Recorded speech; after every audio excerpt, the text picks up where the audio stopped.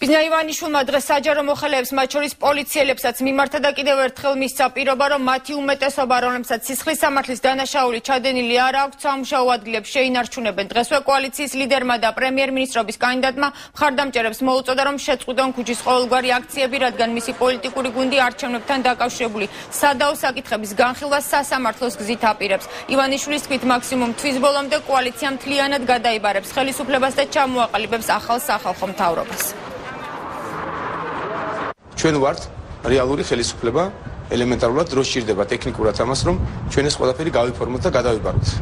შესაბამისად, ძალიან ვთხოვ ჩვენს მხარდამჭერებს, ქუჩის აქციებით ნუ აღარ შეესწებიან სამართლის აღდგენას, ჩვენ უნდა გადავინაცვლოთ შენობებში, გადავინაცვლოთ სასამართლოებში, გადავინაცვლოთ პარლამენტში და სულ მალე შეიკრიბება პარლამენტი და ყველა გაუგებრობები შეგვიძლია ჩვენ იქ გავარკვიოთ. ჩემი დიდი თხოვნა იქნება, რომ ისევე როგორც ამ დღეების განმავლობაში, მთელი წლის განმავლობაში ძალიან დიდი კულტურა და მოთმინება აჩვენა საქართველოს მოსახლეობამ, აქეთაც მოუწოდებ, რომ ლამაზი გადასვლა მოხერხდეს.